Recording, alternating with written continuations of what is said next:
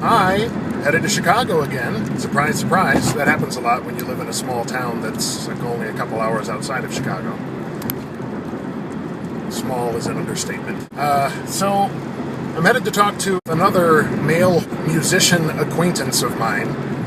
He's a pretty sharp guy. He's a little bit older than me, and he has teenage children. So in some ways, he's seen a bit more of that kind of life than most of my friends. Eric and I have never really sat down and talked one-on-one before, let alone for any length of time, or about topics as heady as life and regret and depression and family and dreams and hopes. So this was a pretty interesting talk. It ran quite a bit longer than the other ones I've done so far, and we covered a lot of ground. So instead of a more discussion style video, this one's going to be a bit more like a collection of excerpts of especially poignant or wise or interesting things that Eric told me in the course of our talk.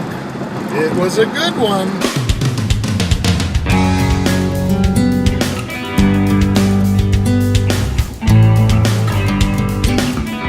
When I had moved to Chicago, I took a job at a big law firm. It was lucrative, but it only lasted for like 6 or 9 months or something. I was living with my brother, who had just got out of Michigan State as an undergrad, and a buddy of mine from college, who was my age at the time, 27. We lived basically across from the Salvation Army in this it was a nice building, a 4-flat that we had the whole top of it. Our entire apartment, it was the building. It blew up. I mean, the roof blew off it, and it burnt to a cinder. So I was able to negotiate a settlement. My portion of that settlement, I was able to pay off my student loans in their entirety, and I could have got burnt out of my place, bought some new suits, and continued on with that career path. No better time to move than when you don't have anything. I paid off my loans. I had some money left over. It's very cheap living in Athens. We had a 2-bedroom duplex in Athens. Nice place, nice little place. That was between me and my wife. We got married. Okay. And she had a little bit of dough of her own, so I kind of lived off of her for a while, and I enjoyed physical work. That was one of the reasons why I quit that law job. My main goal was to see if I could write any tunes that were worth listening to. So I was doing that, but I have to very frankly admit that I was not making any money at it. We got to Chicago, and we bought a house in Wicker Park. It was really a bad neighborhood. I brought up a guy who I'd met in Georgia. I didn't start practicing law, and I continued doing bands and stuff like that. And I would do like, odd job, construction jobs, carpentry stuff. I learned actually some interesting things. I'd been playing music at that point for, 15 years. Yeah. And been in bands for at least 10.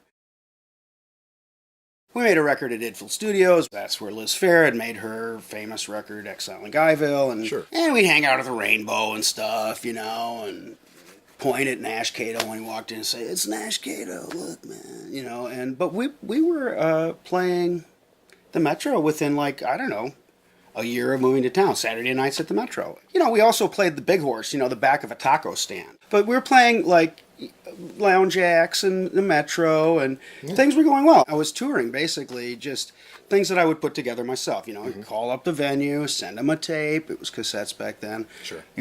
Try to make it make sense for a series of shows. So you could do a little circuit and come back. Not like going out on the road for months or something. Yeah. It wasn't anything like that. Nothing ever really panned out for making money. Oh, then we had children.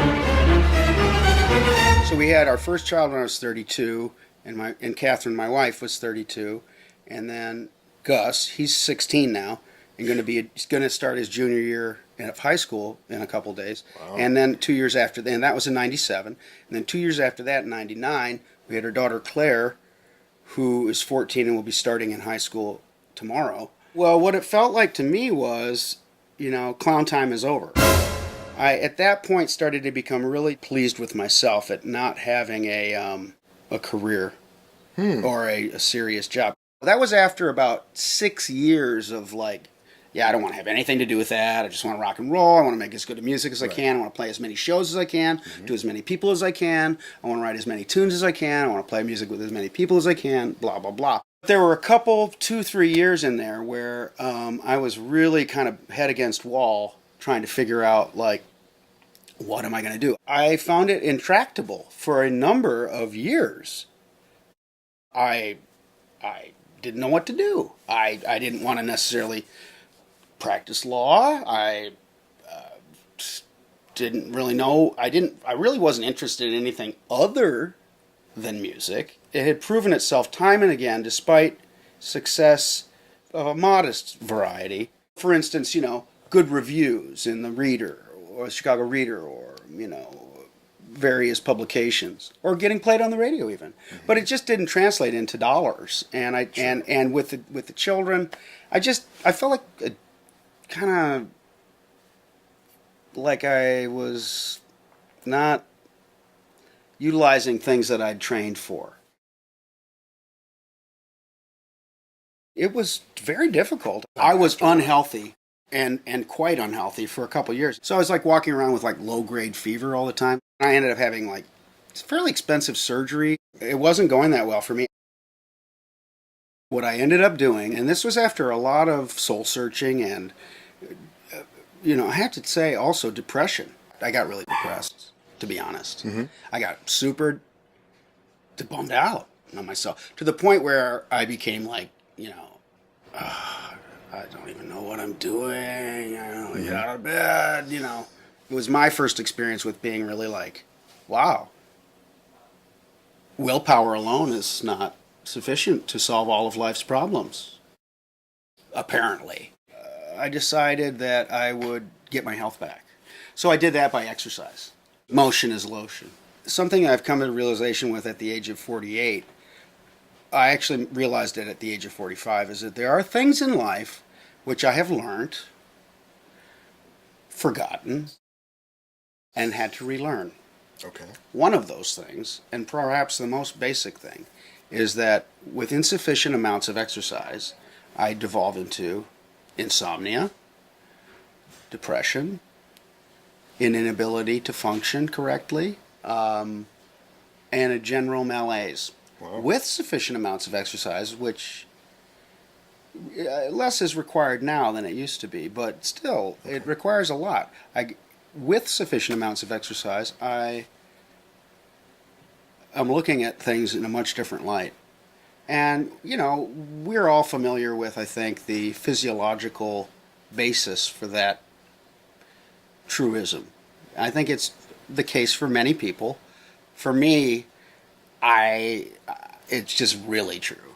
Another thing I learned during that time period was my own relationship with my father. He's retired now, but he was a scientist, an audiologist, science of the ear. What is the least discriminable difference in amplitude at different frequencies, that sort of thing. This one I was still going like this, for 8 hours a day. And I'm like, I think I'm going to take a break and look at my dad's CV. Here's like the roadmap of my father's achievements. I'm looking at it and going, wow, why is this thing 180 pages long? Yeah. Oh, wow, published. All these honors and all these accolades and, all this stuff. And I'm looking at 32, feeling like, man, what am I doing? And I'm illegitimate. I'm the bastard son of something that was actually cool. But I was too cool, and I wasn't going to do that. Right. I went to visit my dad, and I was really feeling low about myself. He goes, yeah, you know what you need to do? You need to go home and burn that damn thing. It has nothing to do with you. I don't know why I gave it to you. It should definitely not be impinging you and your abilities to do something. He also said, just get any job. Go sell shoes. I didn't want to interrupt the flow of our conversation, but I could really relate to what Eric was saying about having a father that was highly intelligent with a long list of accomplishments. My father held 20 patents. Compete with that, right, with my little broadcasting degree. I should mention, though, of course, that I grew up with tremendous support from both of my parents. When I was a kid and I wanted to draw comic books for a living, they bought comic books for me, and they signed me up for numerous extracurricular art classes during the summer, and I decided that I wanted to go into broadcasting. They supported that as well, and even after I graduated, my father offered the venture capital to outfit a home recording studio. The caveat, of course, is that my parents were both children of the Depression, so there were always tiny little strings attached to the support. And that home studio, it wasn't just for playtime, I needed to make money at it. I was in no position, with no business background, to start some home business doing something. So that nipped that right in the bud. So here I am now, with my father's ghost over my shoulder, and although I feel my parents' love and support, even in their absence, like it or not, there's this pressure that I've internalized that whatever I choose to do, it had better be financially viable, and the sooner the better. And in my case, of course, whatever I choose to do, I'm starting completely from scratch. So I'm going to have to take time to develop skills. It's going to take time to become established in whatever the field is. And as I've said before, time is not something that I feel like I have the luxury of a lot. So this conflict for me is my inner reality, this conflict between trying to find something to do that has meaning and trying to find something that will hurry up and provide some kind of financial return. To a degree, this is society's same view, that success is doing something that's financially viable, not just being good at it. We're going to pick it up next week with the second half of this discussion with Eric and get more into the meat of his current perspective on his life, his choices, and his legacy. So please make sure to subscribe. We'll see you next week. Thanks. You can also take a nap at work sometimes if you've got a door that you can close. If you had a gig. So is that the takeaway message? Nap at work. Napping at work. Okay. That's the balance. That's the only way you can get the balance, because you're never going to catch up on your sleep unless you're getting good sleep at work. Okay. Sleep at work, kids. Yeah. Wood shedding period for a year of like going ding ding ding ding ding for 8 hours a day. This conflict between needing to hurry up and satisfy certain financial obligations and present something, and trying to find something that will hurry up and so this conflict between nipped that right in the butt.